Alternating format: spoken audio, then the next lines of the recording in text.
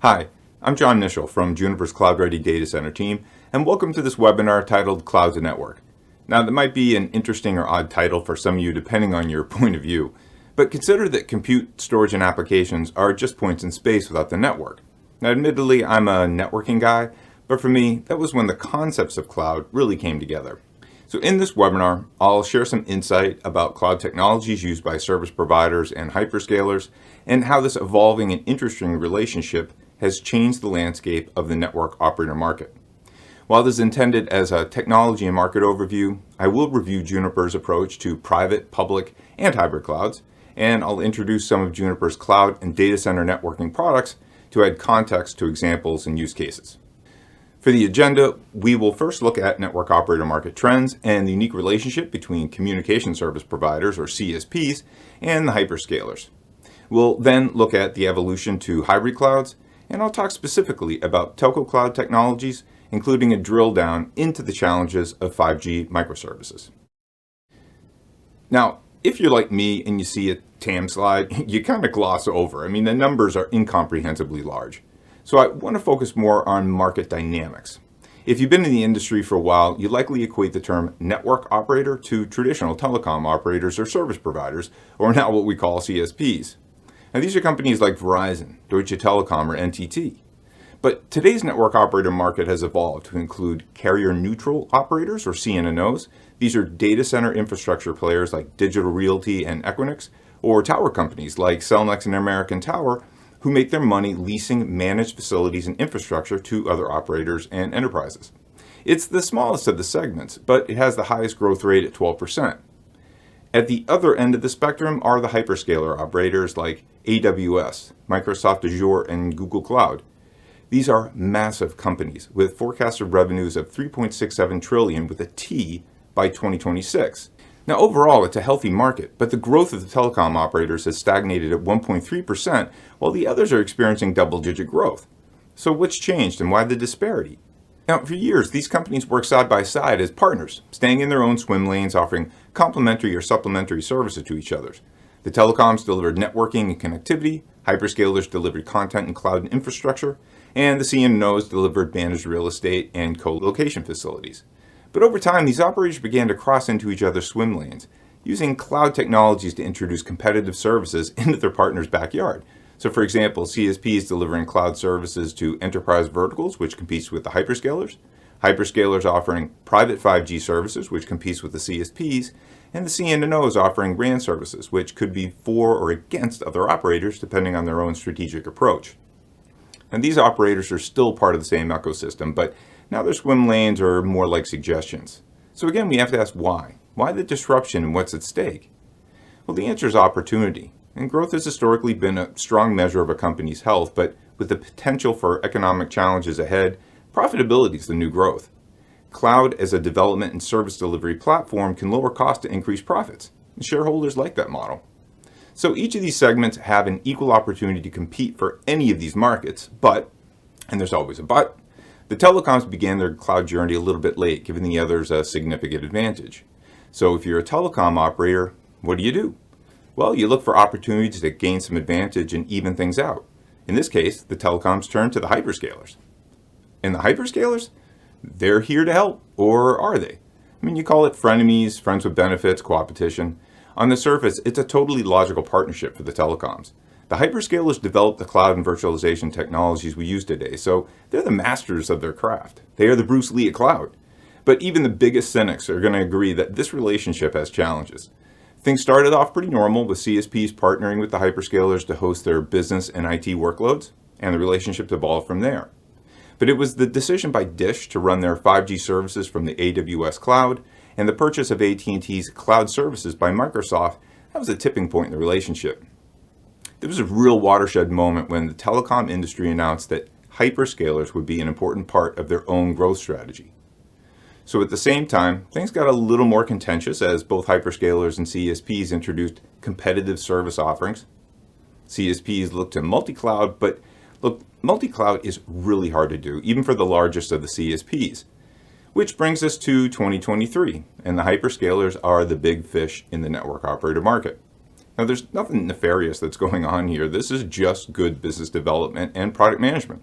They're identifying market opportunities and developing solutions to fill the void. So here we are. CSPs and hyperscalers are working together, but the CSPs are looking for a little more independence and control. But why? I mean, if it works some of the time, wouldn't the CSPs run everything in the public cloud? Well, it boils down to economics and the paradox of the cloud, which states you're crazy if you don't start in the cloud, but you're crazy if you stay on it. To give you an example, this green line represents a typical life cycle curve for a service or an application. In the early stages, cloud makes total sense because the value of having on-demand infrastructure, precise scale, expertise on demand, and time to market outweigh the premium of the public cloud. This is something we call here the flexibility tax, which is essentially lost profit. As the service matures and the growth curve flattens, the need for on-demand and elastic resources gets reduced, if not eliminated. So the premium cost of the cloud becomes a burden, consuming as much as 50 to 80% of profits. And somewhere along the growth curve, it becomes much more cost efficient to repatriate workloads. A new industry buzzword. It just means to pull them back from the public cloud and host them in private clouds to lower costs and increase profit. Now, for some, this may not be practical, but if networking cloud to your business, you can and you have to make this work. To do this, it requires that CSPs have their own private cloud platforms, which means that somewhere during this relationship with the hyperscalers, CSPs invest in their own cloud so that they can gain back some control and protect their share of the revenue. Now, this model for running workloads in both private cloud and public clouds is the definition of hybrid cloud, which in our view is the most strategic way for CSPs to evolve forward, participate in the cloud economy, grow revenues, and control their share of the profit pool. The hybrid cloud model is well suited for any of these telecom use cases like SPIT for business apps, Edge and Telco Clouds for telco workloads like 4G and 5G, and enterprise managed services for business and consumers. Hybrid cloud isn't just a solid cloud architecture, it's a smart business model that establishes an exit strategy when the partner cost exceeds value. So for the rest of this webinar, I'm going to drill down a little bit more into the hybrid cloud architectures, specifically around telco cloud services like 5G. Now, the path to Telco Cloud isn't without its challenges, but there are 3 pillars we've identified that are key to success. These clouds have to be automated, assured, and secured.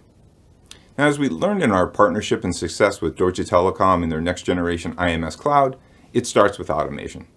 The automation architecture has to be defined as a first step with buy-in from all stakeholders so that every aspect of the cloud, from the underlay to the overlay to the VNFs and CNFs that run in the cloud, are automated. If it moves, it needs to be automated. Second, cloud technologies span physical and virtual boundaries, which makes service assurance super challenging. Now, CSPs need tools to catch and resolve issues before their customers experience issues that might result in churn or lost revenue. And that's not easy to do. And third, telco clouds have to be secured, with strong security strategies to secure east-west traffic across the VMs and containers that deliver telco services, and north-south traffic that crosses the physical and virtual boundaries. Let's first drill down into automation. I think it's pretty safe to say that most of us are guilty of viewing Telco Cloud as a set of technologies, and from that perspective, Telco Cloud looks really hard. At the physical level, you have compute and storage, you have networking, you have pluggable optics, and miles of cabling that need to be connected, integrated, operationalized for production network. The racks themselves are connected across spine, leaf, top of rack, and bottom of rack switches, usually from multiple vendors, which requires a team of skilled CLI jockeys to get them configured. Now, it's manually intensive, error-prone, and extremely time-consuming. Now, on the top of the physical underlay, you have the virtualized and containerized workloads, the VNFs, CNFs, and orchestration systems like OpenStack and Kubernetes, where networking isn't a part of the orchestration stack. So pods and workloads are born into the cloud with an open mic to talk to whoever they want. It's inherently insecure. Instead, Kubernetes uses the Container Network Interface, or the CNI, to add networking policy and security for these ephemeral workloads that can appear, grow, shrink, move, and disappear. So, okay, it does sound pretty complex, but by viewing cloud as a set of technologies, CSPs focused on virtualizing the service without changing their business models, and that's kind of like buying a vacuum and trying to use it like a broom. But when CSPs adopted Telco Cloud as an operational model, they reaped the benefits of cloud automation. So let's take a look at 2 of Juniper's products that help to automate the data center, starting with Apstra. Apstra is a day 0 through day 2 data center automation application that converts racks of data center switches into what Juniper calls the Cloud Metro, a network fabric that connects the RAN, edge clouds, telco clouds, and data centers into one unified cloud. And there's some great videos on our Apstra demo page to give you lots of details, but what I love about Apstra is that it's truly multi-vendor. You can deploy switches based on your criteria: cost, performance, density. Maybe it's a supply chain issue and you need to check out an alternative vendor. In all these cases, use intent-based language to develop a profile, and Apstra renders the configuration. There's no need to write hundreds of lines of code or remember the CLI syntax for different operating systems. Apstra even checks the config for errors before you push to production. It's a game-changing technology. So while Apstra automates everything from the NIC card into the fabric, Juniper's cloud-native contrail networking, or CN2 for short, is our software-defined networking for the virtualized and containerized workloads running on the network data center servers. CN2 runs as a Kubernetes native application, which means that as compute and storage are spun up, Kubernetes uses the CNI to request networking and security policies from CN2 for these new clusters and pods. So in other words, if we're adding a pod for the blue network, let's just make sure that only members of the same blue network can access the service. Let me take a minute to walk you through a simple example to demonstrate. As an SDN, CN2 has two components: a control plane that runs in its own cluster represented by the large CN2 icon on the left, and a forwarding plane called the vRouter that runs on every physical server connected to the fabric represented by the small CN2 icons on the right. The vRouter can run in the Linux kernel, the Data Plane Development Kit, or DPDK, or a SmartNIC, depending on your performance requirements. In this example, I have two physical servers named Host 1 and Host 2, each running a vRouter, and we're running a three-tier application with a web front end, an application, and a database backend. Kubernetes treats server nodes as just logical bank of compute, so as a result, we have the web pods running on Host 1, the database pods running on Host 2, and the app pods in the middle, running across both hosts. With network and security policy distributed from the CN2 controller, the vRouters handle all L2 and L3 traffic without ever leaving the server, while all non-local traffic is tunneled across the underlay without changing IP addresses or worrying about overlapping IP address ranges. In fact, CN2 and Apstra are now integrated to connect the underlay and overlay layers so that pods deployed in containers and pods deployed on SR-IOV hosts can be automatically detected and plumbed for networking without trouble tickets or manual intervention. You can learn more about this technology on our CN2 demo page, but to sum things up, this combination of underlay and overlay automation converts some very complex technologies into a completely automated cloud platform. Now, automation software isn't just practical, it's fundamental to realizing the full value of what cloud can deliver to your business. And in fairness, the path can be complex, but we know firsthand that Telco Cloud isn't only achievable, the results can be transformative. We helped one of our major Tier 1 operators to modernize their Telco Cloud deployment, starting with the foundation built around automation. The results have been amazing. Using DevOps and CI/CD pipelines, this customer automated 97% of their test cases, which dramatically reduced the time it takes to update their cloud infrastructure, going from 18 months to just 16 days. And it gave them the ability to shift from what was a multi-month process to deploy a cloud to just a single day. They're extraordinary results, but possible for all of our CSP customers. Now, why has automation become so critical, and what's so special about Telco Cloud use cases that makes them so challenging? To answer this question, let's take a minute to review a couple of definitions and look at the evolving Telco Cloud architecture. As I presented earlier, Telco Cloud refers to clouds that host telco infrastructure services like 4G and IMS. The term edge clouds in this context are a highly distributed form of Telco Cloud where you might host 5G edge services or RAN workloads, bringing the compute and the applications closer to end users. As for architectures, I assume most have knowledge of the first three phases of this slide, so let's jump to where we are today, in the cloudified realm. Here, some services are delivered as virtual network functions on virtual machines orchestrated by OpenStack, and others are container network functions deployed as containers and orchestrated through Kubernetes. While this mixed VNF-CNF environment isn't ideal, it's something the industry needs to manage for the next 5 to 10 years. Luckily, CN2 supports both OpenStack and Kubernetes to simplify this hybrid SDN model. Where we're headed is to a purely cloud-native environment where applications like 5G have been developed specifically to run as microservices on Kubernetes. With microservices, the control plane and forwarding plane services that were once local to a machine, they're now connected across the network. So as standalone workloads, these 5G services are just chewing up resources on servers somewhere in the ether. But when they're connected across the network, these workloads become revenue-generating services. Now, the dependency on the network in a cloud-native microservices world is huge, hence the webinar title, The Cloud's a Network. Now, let's look a little bit deeper at the 5G architecture, or as I like to say, a face only a mother could love. Now, the first thing that likely comes to mind is that 5G isn't simple. In fact, I'd argue that the 5G architects likely made things more complex, but their goal was to design an open architecture that was scalable, performant, and multi-vendor to move CSPs out from under the thumb of single-source vendors. Now, 5G builds on the disaggregated 4G architecture with a set of cloud-native microservices that together make up the 5G services-based architecture. These services communicate across APIs and well-defined signaling interfaces across a message bus.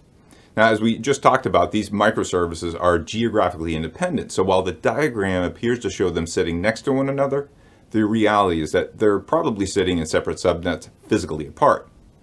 Now, from a network point of view, there are two primary areas I want to point out with 5G. First, the cluster architecture of the 5G core services, and second is the complexity with assuring the quality of the 5G services delivered to your customers.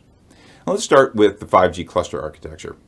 In a cloud-native environment, clusters are domains of Kubernetes orchestrated compute.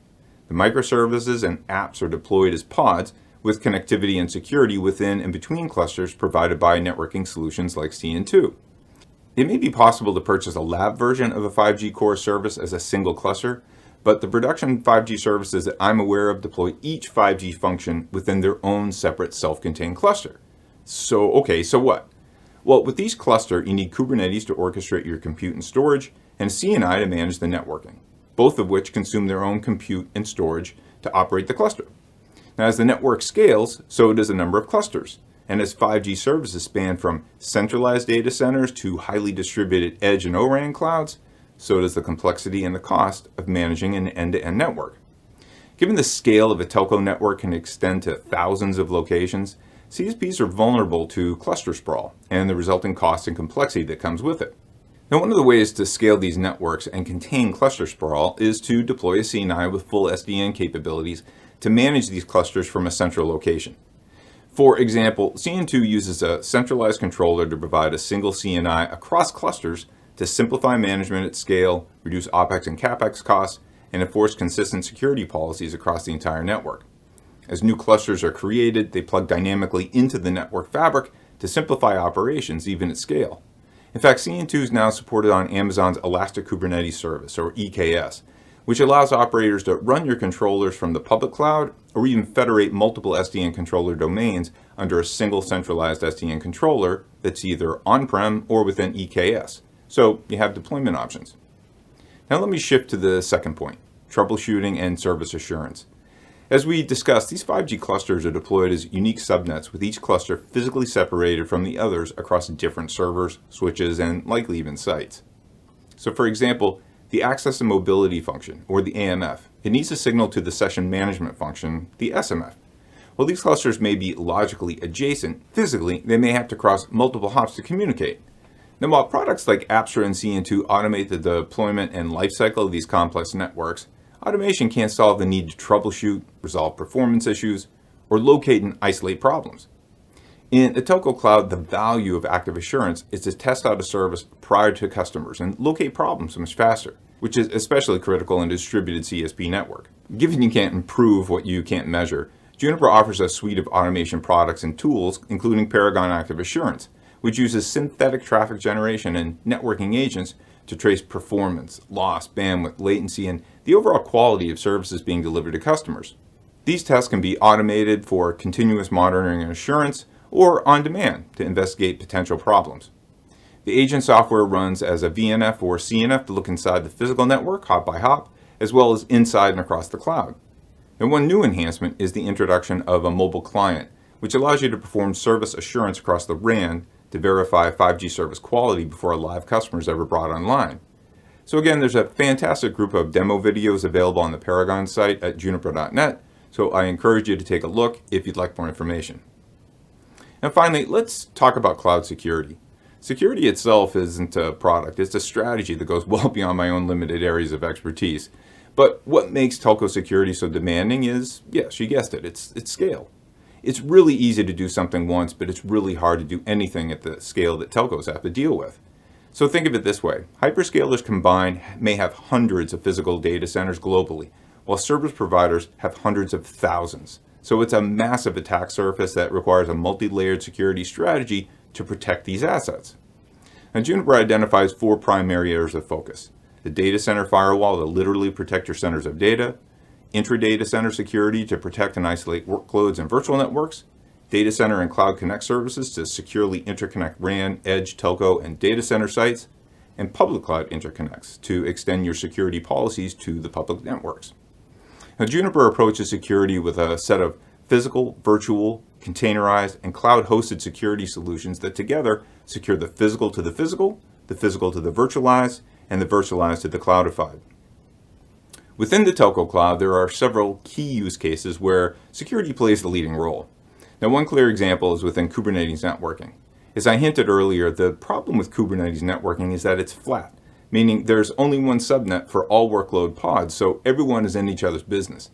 Now, if you want further isolation, let's say to keep your development and your system test users and workloads isolated from one another, you need a CNI like CN2 to provide high-performance routing and microsegmentation in the server.